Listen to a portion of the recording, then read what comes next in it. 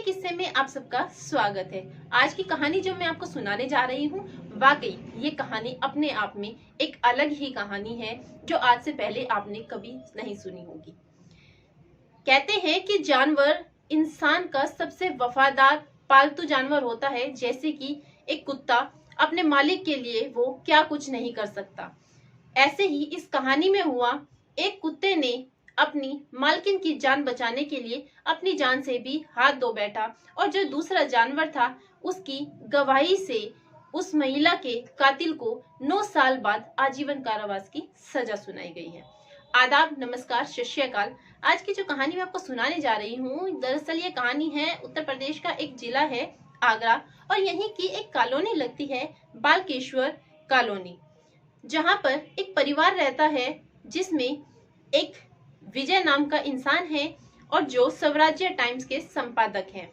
उनकी पत्नी नीलम शर्मा और उनके 2 बच्चे, जिसमें एक बेटा है एक बेटी है, और विजय शर्मा के पिता आनंद शर्मा, जो 5 लोग इस घर में रहते हैं। अच्छा खासा बड़ा घर है और पूरा परिवार खुशी खुशी उस घर में रहते हैं। एक दिन विजय शर्मा को फिरोजाबाद शादी में जाना था, जिसके लिए वो अपनी पत्नी नीलम से कहते हैं कि तुम भी हमारे साथ शादी में चलो। लेकिन नीलम मना कर देती है, कहती है कि मेरा शादी में जाने का मन नहीं कर रहा है, मुझे अपनी तबीयत कुछ ठीक नहीं लग रही है। जब नीलम ये बात कहती है तो विजय 1-2 बार और उससे जिद करता है चलने के लिए, लेकिन नीलम साफ साफ मना कर देती है और कहती है कि आप दोनों बच्चों को लेकर शादी में चले जाओ। विजय अपने दोनों बच्चों के साथ में 20 फरवरी 2014 की बात है, रात के समय वो शादी में निकल जाता है और इधर नीलम अपने ससुर को खाना खिलाती है। खुद खाना खाने के बाद वो अपने कमरे में सोने चली जाती है। लेकिन रात को उसके साथ में कुछ ऐसा होता है कि अगले दिन जब विजय अपने घर में आता है तो गेट खोलने के तुरंत बाद वो देखता है जो घर के हालात थे, सारे घर में खून से छींटे पड़ी हुई थी और एक तरफ उसकी पत्नी नीलम की लाश पड़ी थी और दूसरी तरफ उनका जो कुत्ता था जिसका नाम टफी था, एक तरफ उसकी लाश पड़ी हुई थी। वो मरा हुआ था और उसकी पत्नी भी उस समय मर चुकी थी। दूसरी तरफ विजय शर्मा के पिता आनंद शर्मा, उनका रो रो कर बुरा हाल था। और जब ये सारा दृश्य विजय शर्मा और दूसरी तरफ से पीछे से उनके दोनों बच्चे घर में आते हैं और वो देखते हैं कि उनकी मम्मी मर चुकी है और उनका डॉगी भी मर चुका है, तो बच्चों का रो रो कर बुरा हाल है, चीखते हैं, चिल्लाते हैं और कहते हैं कि शायद अगर हम ना जाते तो आज हमारी माँ हमारे बीच में जिंदा होती। हम शादी में चले गए, हमारी एक गलती हमारी माँ की जान पर बनाई।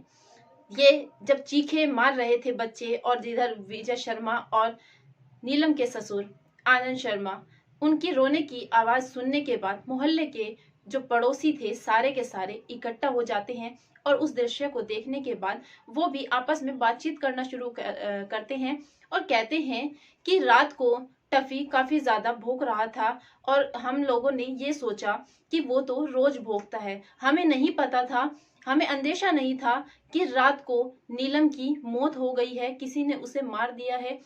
जब ये बात मोहल्ले वाले कर रहे थे तो किसी ने उनमें से पुलिस को सूचना दी।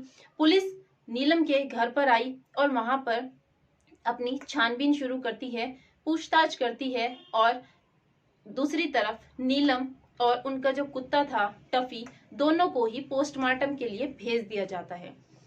दोनों की पोस्टमार्टम को भेजने के बाद उस घर को 3-4 दिनों के लिए सील किया जाता है और वहां से फिंगरप्रिंट्स वगैरह बाकी सबूतों को जुटाने की पुलिस कोशिश करती है, लेकिन पुलिस के हाथ में कोई भी सबूत उस समय नहीं लग रहा था।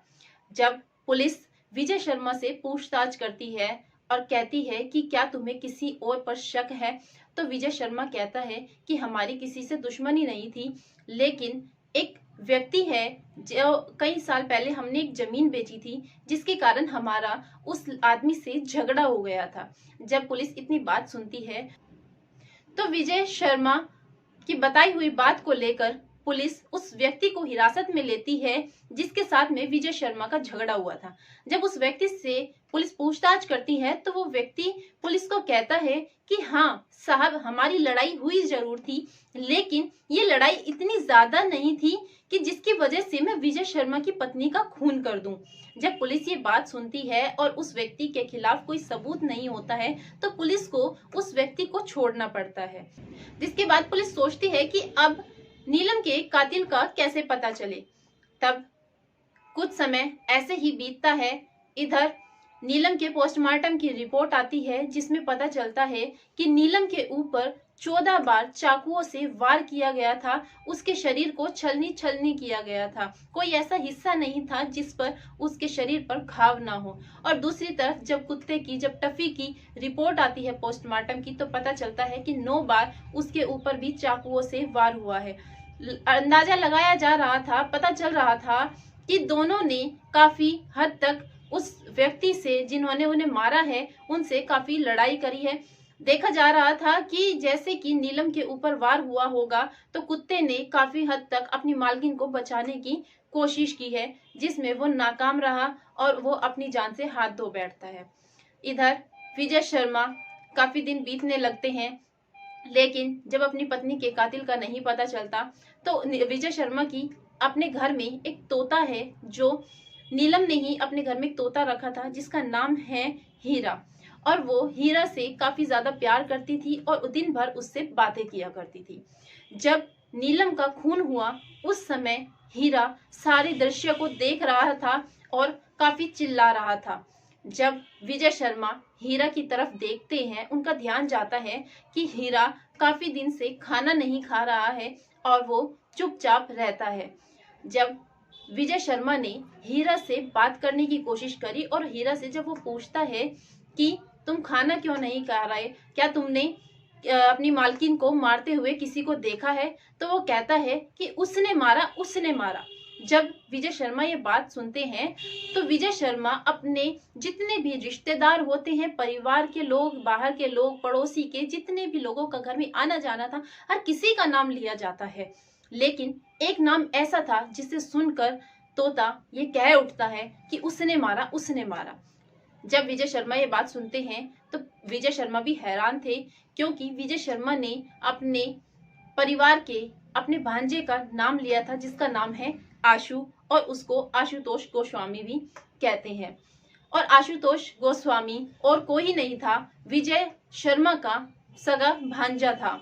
जब विजय शर्मा ये बात सुनते हैं तो लेकिन जितनी बार वो घर में आते हैं वो बार बार अपने तोते हीरा से यही पूछते हैं कि क्या आशु ने मारा, तो कहते हैं उसने मारा।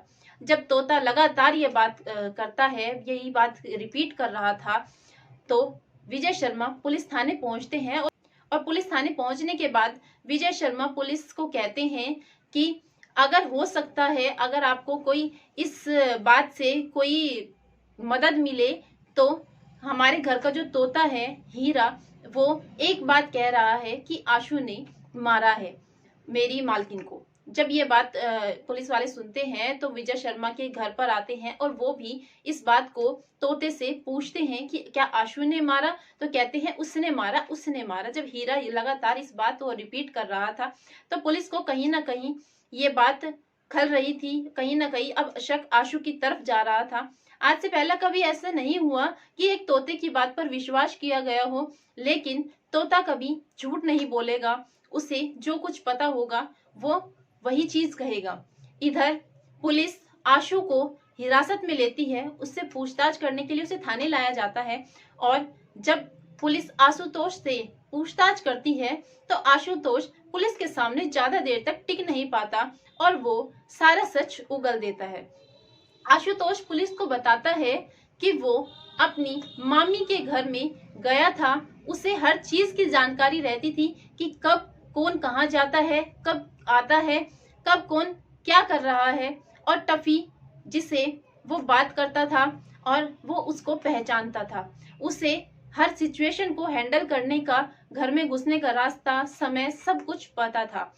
ये बात जब पुलिस सुनती है तो पुलिस भी कहती है कि आगे तुमने क्या किया। तब आशुतोष कहता है कि मुझे पता था कि मेरे मामा शादी में जा रहे हैं और मेरी मामी घर पर अकेली है और मेरी मामी के पास में काफी ज्यादा ज्वेलरी और कैश में घर में रहता है। और मुझे आशुतोष कहता है कि जब 20 फरवरी 2014 को मेरे मामा शादी के लिए गए तो मैंने अपने दोस्त रोनी मेशी को सबसे पहले उसे नकाब पहनाकर घर में भेजा और वो घर में जाने के बाद मामी के कमरे में गया और उन्हें चाकू दिखाकर उनसे जेवरात और पैसे मांगने लगा।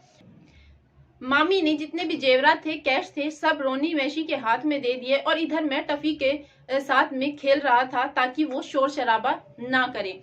जब मामी बाहर आई तो मामी ने मुझे पहचान लिया, मेरी कद काठी सब कुछ उन्होंने देखकर अंदाजा लगा लिया और उन्होंने जब ये कहा कि आशु तुम, जब मैंने ये बात सुनी, मामी के मुंह से अपना नाम सुना, तो मैं काफी डर गया और मुझे लगा कि अब मैं पकड़ा जाऊंगा, जिस पर मैंने मामी के ऊपर काफी ज्यादा चाकुओं से वार किए।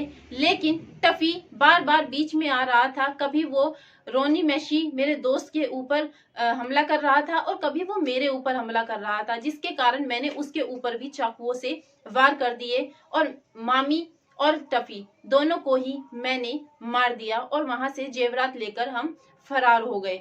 आशु ने जब अपना जुर्म कबूल किया तो पुलिस इसको कोर्ट तक लेकर गई और कोर्ट तक ले जाने के बाद जब ये बात जज के सामने आई कि एक तोते ने गवाही दी है, उसने बताया है कि आशु कातिल है, और जिसके बाद आशु ने भी अपना जुर्म कबूल किया, तो जज भी काफी हैरान थे।